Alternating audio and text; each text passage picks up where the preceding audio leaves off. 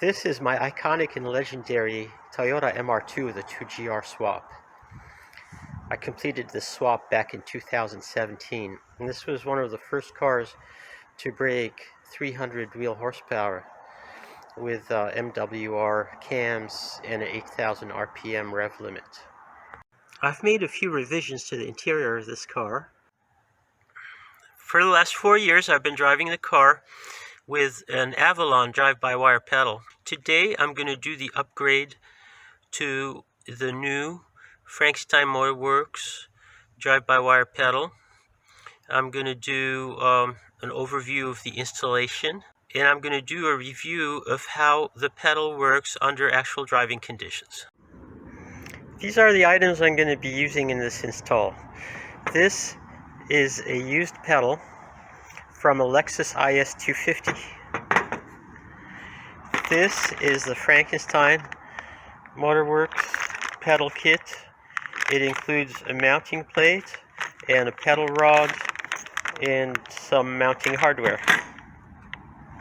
These are some extra items that I'm going to use.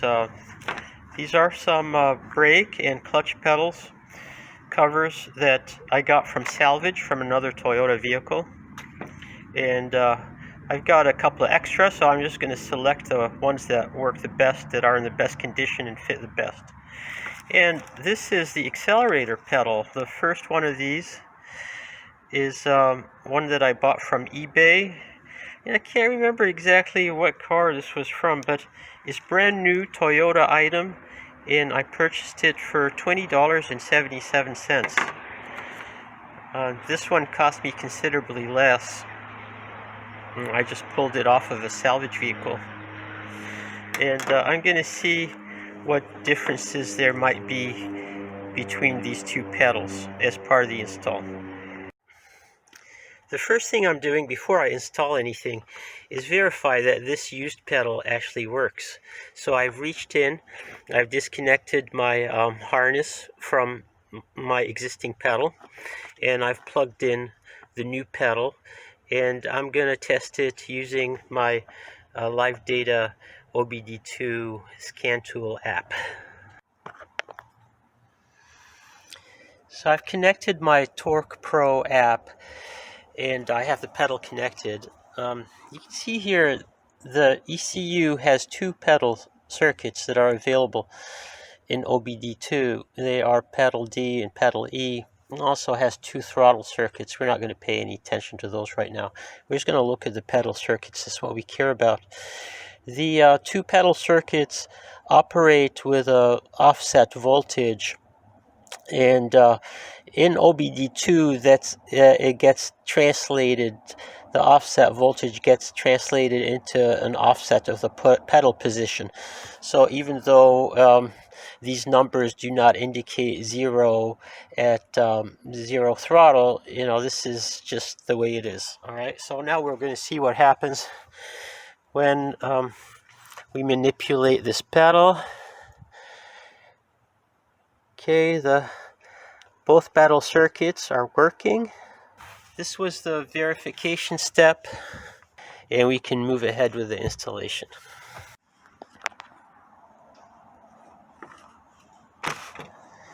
For this installation, we use the IS 250 pedal body, and we remove the pedal rod, and we replace it with the Frankenstein Motor Works pedal rod. The pedal rod is held in by this clip, so we want to disengage this clip.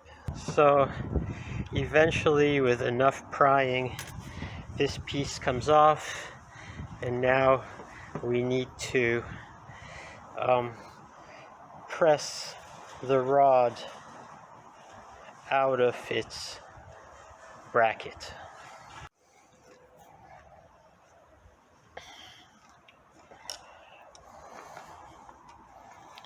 So in order to do this, I started out with this vice grip just to get the rod moving. So just by doing this, just to break it loose, Then I've set it into this vise, not too tight, and I'm going to tap it with this punch and a hammer. Just tap it lightly to get it out the rest of the way. Let's see, there we go. So we got this out.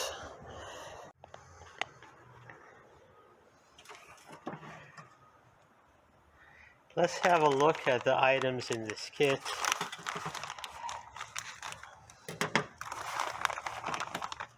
Got the mounting plate right there. We have the pedal rods, and we have this retainer. And this should fit in here just like this, and this, see how we can get it to go the rest of the way. We'll try to get it in the rest of the way just using this plier.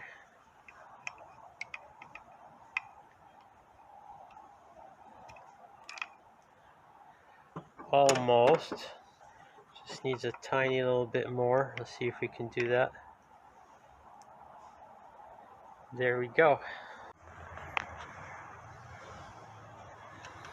This retainer is the exact size of a 13mm socket. So that's what we're going to use to press it on. Here we go. I have everything in place. I have a 13mm socket. I have the retainer on the tip of the socket, and it's just sitting on the tip of the rod. And now I'm just going to turn this vise to get it. So here we go. The retainer is set on the rod. So on second thought, I want to secure this a little bit more. So I'm going to use a 12mm socket, or maybe even an 11mm socket, just to push in the little flaps on this retainer. So we did get the desired result with a smaller socket. This is the original pedal from the IS-250, and the pedal is held in to the pin, to the rod by a pin. And if I wanted to reuse this pin, I would just tap it out with a punch. Just want to aim at the very edge of the pin. There we go. It's coming out.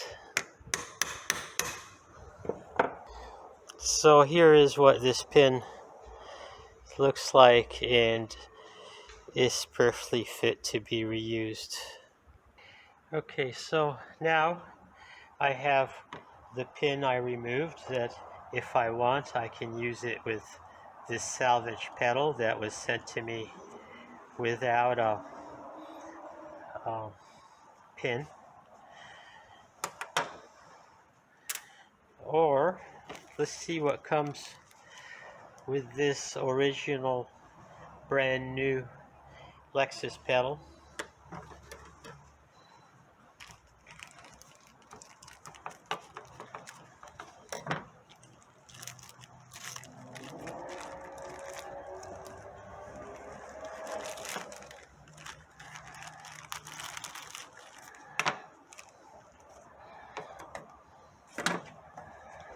So here we go. It looks like we have a brand new pin that's included. Now, conveniently or confusingly, depends how you want to look at it, this Frankenstein Motor Works has two mounting positions. So with a little bit of determination, I've been able to press this rod, this pin, all the way through the pedal and through the rod, and it got it to about here, and for the rest of the way you're just going to go and tap it in with the punch and hammer. Okay, so here we go with a few gentle taps.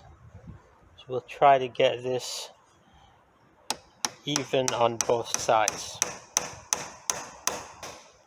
There we go. It's inset just where we want it. I think the way this goes now is like so. There we have it. Just put both nuts on. Of course, we want to tighten them using a socket wrench, which we'll do that in just a moment. But first, let's go get out the Avalon original pedal assembly that I had in the car, and we'll compare it to this one side by side while we can. So let's compare the new pedal with the old pedal. This is the old pedal. It's a Avalon stock pedal, and it has this adapter plate, which is a Guki or Frankenstein Motor Works adapter plate. Okay, and it mounts to the firewall with these two holes right here. Okay, so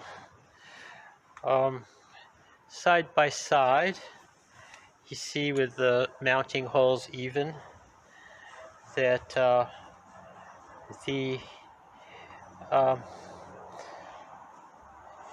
new pedal actually sits completely differently in the car, and we're going to go see how it looks inside in the car. In terms of feel, the feel of the two pedals is very similar. No, I mean the stiffness by hand is similar, so you can't tell any difference there. And let's go put this in the car. So there we go, the new pedal is securely in place. One thing I noticed about it is a little bit wobbly, but this should not be a real problem. And to complete the installation now, you want to get these new pedal faces onto the brake and clutch pedal, so that's pretty easy to do. You just peel them right off. They peel right off. There. So we got this one off, okay, and then the new one would slip right back on, and that's a little bit difficult to do one-handed. So there, we've completed the installation of all three pedals. We got the two pedal covers on securely, and the gas pedal, and now we can take it for a drive. Okay, here we are out for a road test. I'm pulling up to the stop sign, and the one little issue I used to have with the older style pedal is taking off from a stop. It could be challenging sometimes, and well, this pedal is a little bit less challenging. Here we are pulling up to another stop, and let's see.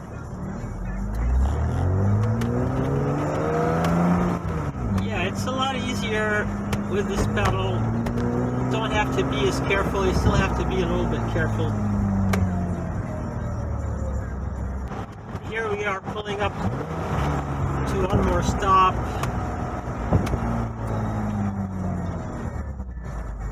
Let's see how we can take off from this one.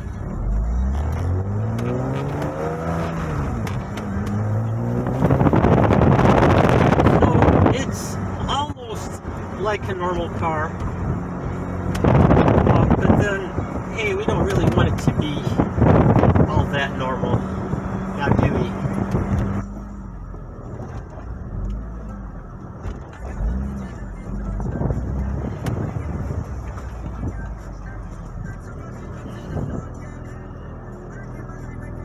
Okay, so this is it for our installation and road test. Hope you enjoyed it. Thanks for watching. Oh, and to wrap up, I wanted to mention that the heel toe position is just a tiny little bit different with this new pedal. And but I just learned the position just to going around the block a few times and downshifting. So it's not a big difference.